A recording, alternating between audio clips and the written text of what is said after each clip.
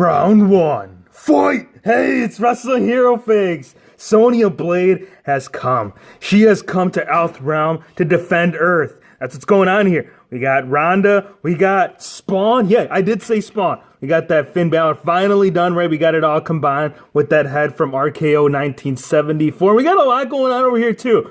The one that I want to get into, first of all, RKO 1974. Sir, all those heads that we had gotten from you, dude, just know this.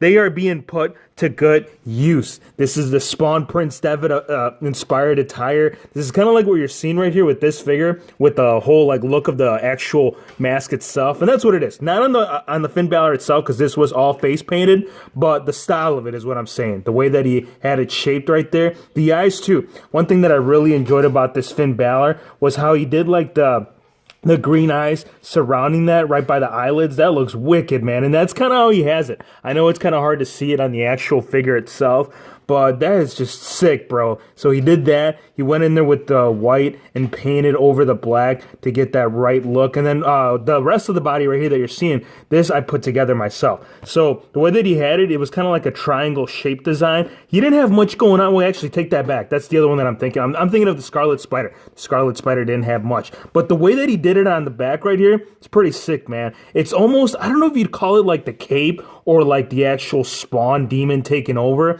but that's kind of what I'm seeing on the back. So what I did is that I went in there with the black first, and then the white that you're seeing right there on kind of like the outline of it all, that I just went in there and I made sure I took care of that. This is all how he had it, bro. Right here down by the lower back area, it's kind of like reversed style for the design, and then they're clashing right there in the middle to show like all of the design. So it's mainly in the back where you're getting all of that detail. In the front right there, I don't know, and drop it in the comment section, you guys. I think the red, what he was going with right here on the chest area, it's kind of like the red that you're seeing on the rest of the attire on the actual Spawn character itself. It would have been cool. I think it would have been awesome. And, you know, this is just like for the entrance, but if he would have came out with like the cape like that, what you're seeing right there with the cape, with the chains, because he's done it with Joker. He's done it for, what was it? He did it for Bane. Then this is, he didn't have anything special for the entrance gear.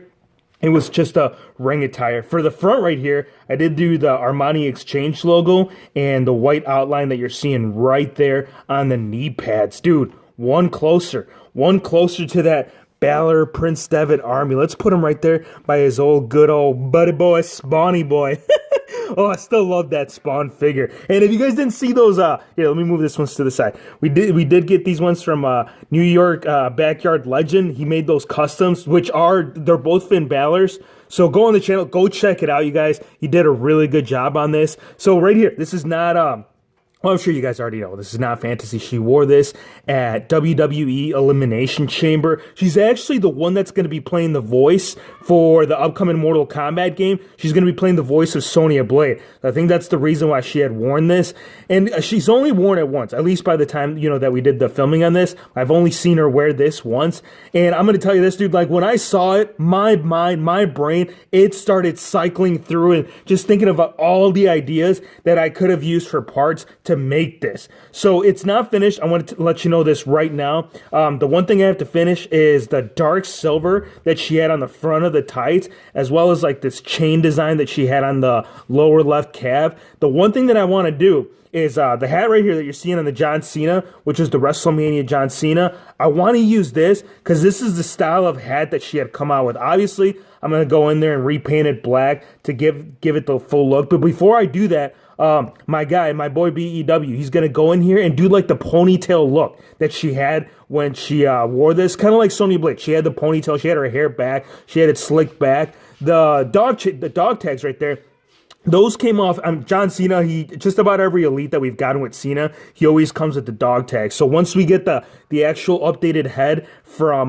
BEW, I want to get that hat applied to it. Now, the other idea that I have in mind, now for the gloves, the style of it that she had kind of like, what was it? Alexa Bliss. She had almost a very similar look with the Alexa Bliss. So I'm going to do a hand swap right there and put the Alexa Bliss hands in there, but I'm going to repaint it black.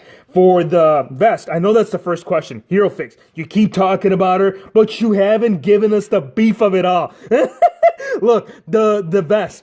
this was a tough to come down to. Like, I thought about Rollins. I thought about doing like a Seth Rollins vest and just customizing it. Dean Ambrose. I tried Roman Reigns, but they were all way too big, oversized. They didn't fit right. I mean, the scale of a women's body for the WWE figures there, it's just literally a fraction of the size of the actual men's. So what I did instead, check this out. I grabbed her arch nemesis. Yes, I did. I grabbed the one that we got with Charlotte, the battle pack right here. I grabbed the Becky Lynch because she did come with this vest. So I went ahead and it did come down to about, I would say like right there, right by the waistline. I cut part of it to make it look like the one that she did. And I didn't stop right there. I also cut part of the top right there to kind of give it that look that she had, because she had a V-cut design on the actual vest. I acetoned the rest of the designs right there that we saw on like the actual vest itself. And on the back right there, I took all of that off. So that is like on point, man. That is money. That is pure money. I really like this, man. I think the look of it, again, once I do the outline right there, once we get the scan from BEW, I'll go ahead and repaint it. I'll give you an updated look of Sonya Blade. I don't know. As of late, you guys, the way that these superstars have been doing, like, you know, mix mash of like Marvel, DC, I like capitalizing on that because that's one of my biggest passions apart from WWE figures. Now, right here, Hopeless Emotion, she had requested this, so this is specifically devoted for you.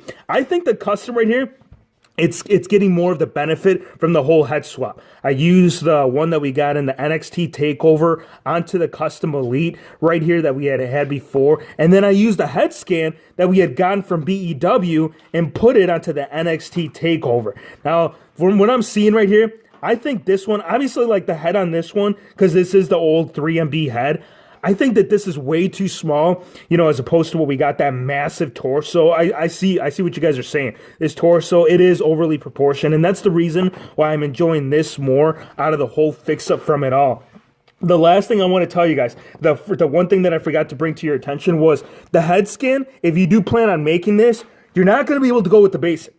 The basic of the Ronda Rousey. So two things real quick before I get any further into the video. The scan, it's the neck peg. It sits really low. The way that the head was dremeled on the basic, it sits really low on the body. So if you do try putting it onto like when you have the vest on, the head, it almost looks like it's been like crunched into the vest. So you're gonna definitely go with that. And the last thing that I want to address to you was that the sculpt and design of this, it is like the hairstyle, it's the same hairpiece, but it's the skin that's different. The cheeks are a lot fuller, they're more puffier. They almost do have the same facial expression, but it is a whole new scan. So I'm really stoked to see that overall finish real quick.